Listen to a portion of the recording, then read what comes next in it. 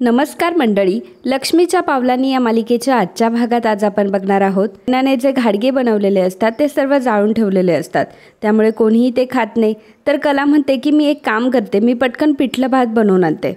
तर आबा रोहिणीला म्हणतात की रोहिणी, इथून पुढे जर तुला बराबरी करायची असेल ना तर जरा विचार करून करायची. आणि नैना तू जरा खोलीतून खाली येऊन जरा कलाला कधी मदत करत जा, म्हणजे हळूहळू तूही स्वयंपाक शिकशील.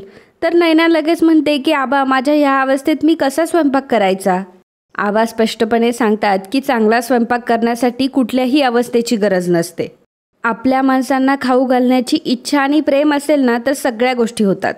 आणि तू तर आता आई होणार आहेस आणि आईच्या हाताला तर वेगळीच चव असते.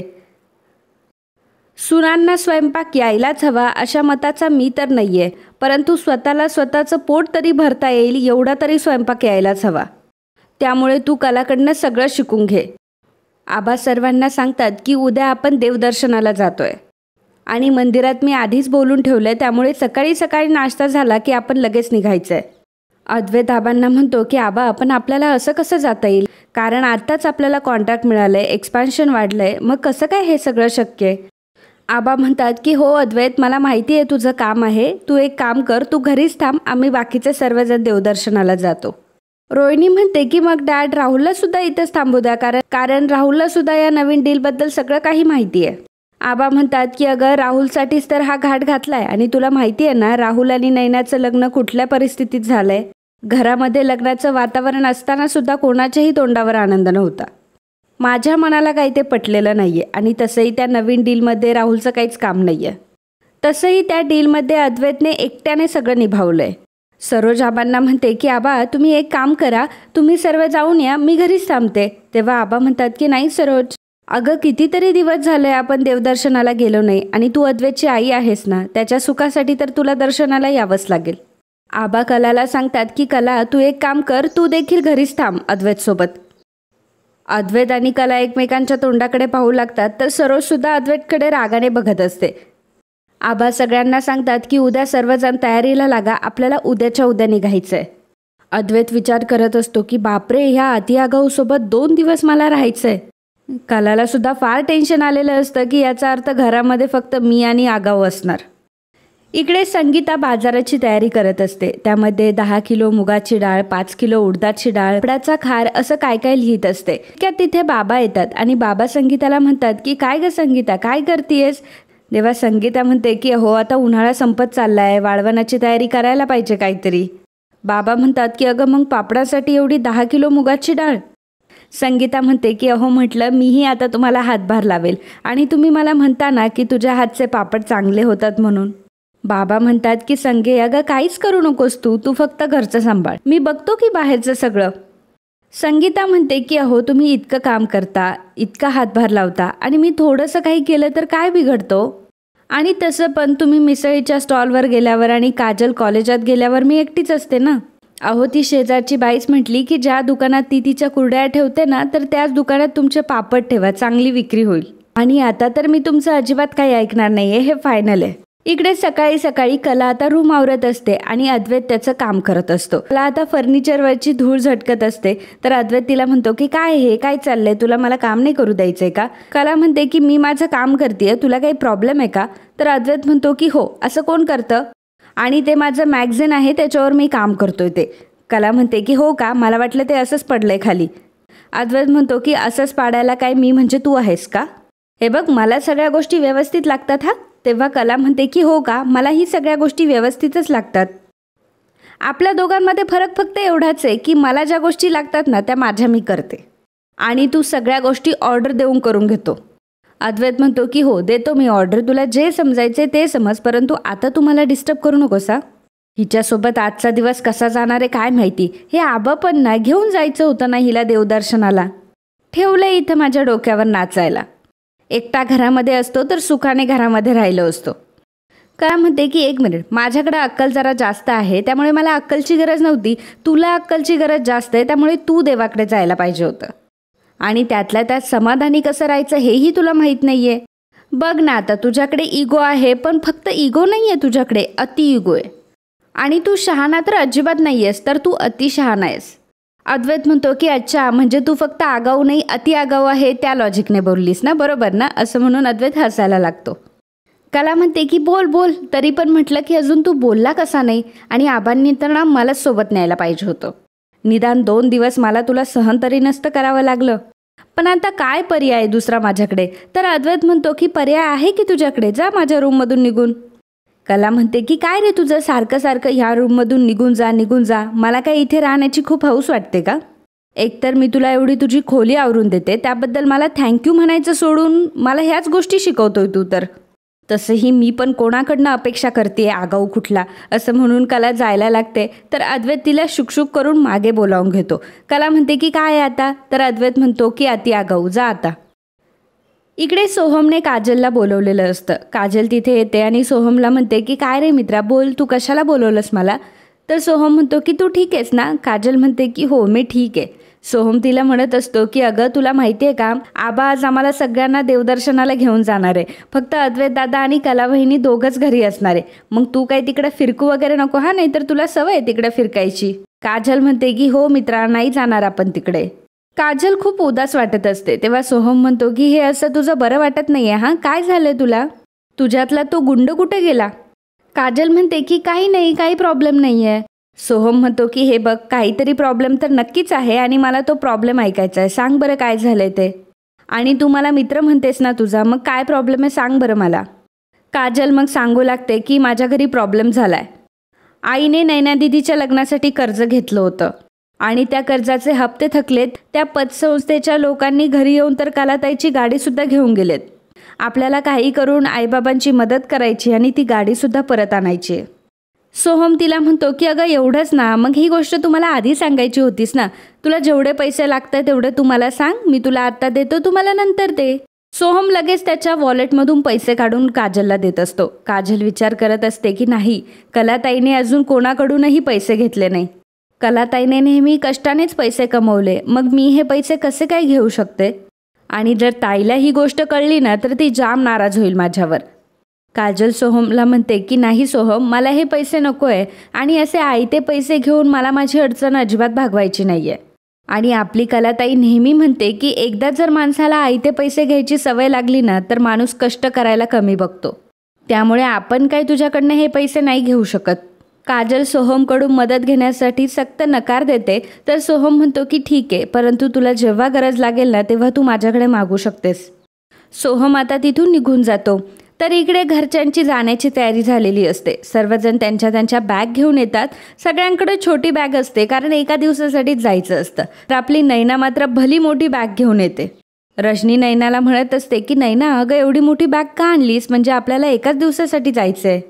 नैना म्हणते की 1 दिवस काय आणि 10 दिवस काय, मी तर माझ्या इसेन्शियल गोष्टींशिवाय राहू शकत नाही. म्हणजे skin care product, food care product, hand care product, hair care product, makeup, अशा सगळ्या गोष्टी मला लागतात. कला लगेच बॅग घेऊन येते आणि रजनीच्या हातामध्ये देते आणि सांगते की यामध्ये ड्रायफ्रूट्सचे लाडू, मेथीचे पराठे वगैरे करून दिलेत आणि भूक लागली तर खाऊन घ्या. रजनी म्हणते की अगं एवढं कशाला करत बसायचं, आम्ही खाल्लं असतं की कुठेतरी. कला म्हणत असते की हो मला माहिती आहे प्रवासात कुठेही खाता येतं, परंतु जर घरचा डब्बा असेल तर मग मनही खुश असतं ना. आणि यामध्ये जे मेथीचे पराठे आहेत ते खराबही नाही होणार. बाबा म्हणतात की सुनबाई हे अगदी तू बरोबर बोललीस हा, म्हणजे प्रवासामध्ये जर घरचं जेवण असेल ना तर पोटाला किती आराम मिळतो. सोहम आता तितक्यात तिथे येतो. सोहम म्हणतो की अरे काय झालं, किती वेळ चाललंय तुमचं अजून आवरलं सुद्धा नाही आहे. सोहम एकतर सगळ्यांच्या लेट आलेला असतो. तर आबा आता मस्त त्याच्या पाठीत मारतात आणि म्हणतात की काय रे, स्वतः लेट यायचं आणि दुसऱ्यावर हुकूम टाकायचा, जा चल लवकर आवरून ये. तेव्हा सोहम म्हणतो की हो आबा, मी येऊ गेलो आणि येऊ आलो. अद्वैत आबांना म्हणतो की आबा तुम्ही इथली काळजी अजिबात करू नका, मी आहे ना, मी सगळं काही मॅनेज करेल. कला म्हणते की हो आबा, आणि मी सुद्धा घर सांभाळेल, तुम्ही अगदी निश्चिंतपणे जा. आबा म्हणतात की अरे तुम्ही दोघं असल्यावर मला कसली काळजी आली आहे आणि तुम्ही दोघं सगळ्या गोष्टी नीट निभावणार याची मला खात्री आहे. आणि मग सर्वजण आता तिथून निघतात. नैना मात्र तिथेच राहते कारण ती अंजूला आवाज देते आणि अंजूशी बोलत असते की अंजू एक काम कर, रघु तुम्ही नेहमी इथे काम करत असताना आता आम्ही चाललोय तर तुम्हीही सुट्टी घ्या. अंजू म्हणत असते की तुम्ही सर्वजण तर जाताय, परंतु कला आणि अद्वैत साहेब तर इथेच आहेत ना. नैना म्हणते की मी पण या घरची सून आहे आणि माझ्या ऑर्डर तू फॉलो केल्याच पाहिजे. अंजू म्हणते की मग मी एक काम करते, मी कलाताईला विचारते आणि मग सुट्टी घेते. नैना म्हणते की अजिबात नाही, मी सांगितलं ना तुला एकदा, तुला तिला विचारण्याची काहीही गरज नाही आहे. आणि जर मला तिकडनं येताना कळलं की तुम्ही तिघं इथंच होतात तर मात्र तुझी आणि माझी गाठ. अंजू म्हणते की ठीक आहे. आता अंजू तिथून निघून जाते. नैना मनात विचार करत असते की कला, तुला खूप घरकाम करायला आवडतं ना, मग आता तुला मी फार घरकाम देते. आता बस दिवसभर घरामध्येच, मी मस्त आता AC कारमधून एन्जॉय करून येते. असं म्हणत आता नैनाही तिथून निघून गेलेली असते. तर इकडे काजल घरामध्ये बसलेली असते. बाबा येतात आणि काजलला म्हणतात की काय ग काजल, तुझी आई कुठे गेली आहे? तर काजल म्हणते की नाही माहिती मला, मी जेव्हापासून आले तेव्हापासून तर आई घरातच नाही आहे. बाबा म्हणतात की जा बरं तिला एकदा बघून ये.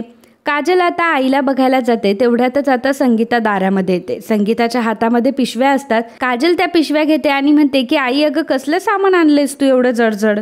संगीता म्हणते की एक काम कर, हे सामान आतमध्ये ठेवून ये आणि माझ्यासाठी पाणी घेऊन ये.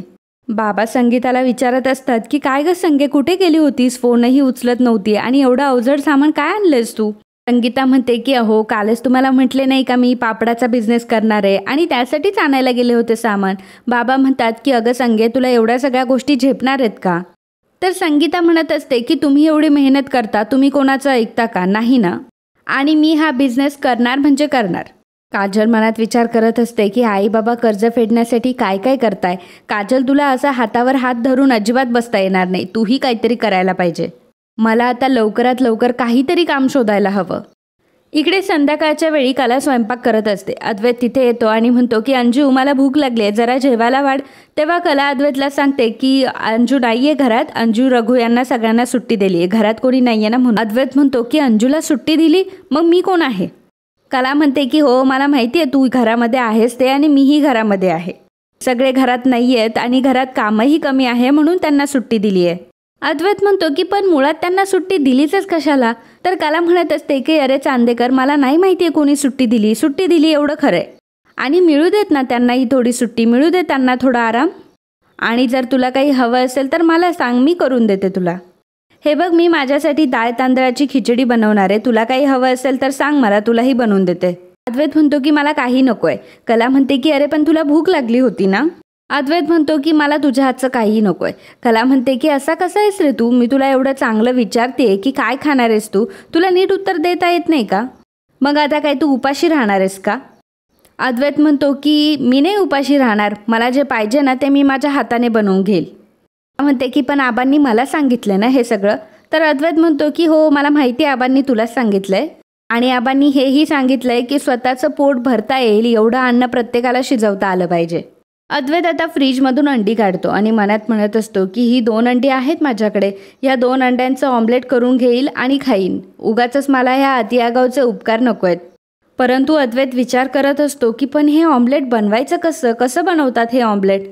तर कला अद्वैतला म्हणत असते की आण ती अंडी माझ्याकडे, मी तुला छान ऑमलेट करून देते. तेव्हा अद्वैत म्हणतो की काही गरज नाही आहे, माझं मी करतो ऑमलेट. असं म्हणून आता अद्वैत त्याचा फोन काढतो, फोनवर ऑमलेटची रेसिपी बघू लागतो आणि म्हणतो की अरे च्छा, एवढं सोपं आहे का ऑमलेट बनवणं? ऑमलेट बनवणं काय एवढं अवघड आहे का? आता मी हिला दाखवून देतो की बेस्ट ऑमलेट कसं बनवतात ते. आणि एवढंच नाही तर मला कोणाचीच गरज नाही ना, हे सुद्धा मी आता तिला दाखवून देतो. कला तिची खिचडी लावत असते आणि अद्वैत आता ऑमलेटची तयारी करत असतो. तर आता ऑमलेटसाठी पहिल्यांदा कांदा घेतो, परंतु त्याचा कांदाही किचनमध्ये सगळीकडे पडत असतो कारण त्याला कांदाच कापता येत नसतो. कला म्हणत असते की चांदेकर अरे दे माझ्याकडे, देते मी तुला करून. तर अद्वैत म्हणतो की काही गरज नाही आहे. कला म्हणते की मागच्या वेळी फळं कापायला घेतली होती तेव्हा काय उद्योग करून घेतला होता, आठवतं ना तुला? अद्वैत म्हणतो की त्यावेळची गोष्ट वेगळी होती आणि तूच मला डिस्टर्ब केलं होतं म्हणून झालं होतं ते सगळं. आणि आज तर मी माझं कॉन्सन्ट्रेशन अजिबात ब्रेक होऊ देणार नाही. आणि आज तुम्हाला कितीही डिस्ट्रॅक्ट करण्याचा प्रयत्न कर, परंतु मी मात्र डिस्ट्रॅक्ट होणार नाही. अद्वैत आता अंडा हातात घेतो. तर कला म्हणत असते की अद्वैत अंड नीट फोड हा, एकतर अंड्याचा वास जात नाही घरामधून. अद्वैत म्हणतो की मी माझं करतोय ना, काय करायचं ते, तू तुझ्या गोष्टींकडे लक्ष दे आणि माझ्याकडे बघू नको अशी. हे बघ, तुझी खिचडी खराब झाल्यावर माझ्या ऑमलेटमधला एक घासही तुला मिळणार नाहीये. कला हसू लागते. तर अद्वैत म्हणतो की हसायचं नाही हां. कला म्हणते की हो, आता मी हसायचं नाही, तुझ्याकडे बघायचं नाही, मी काहीच करायचं नाही. काय करायचं नक्की मी?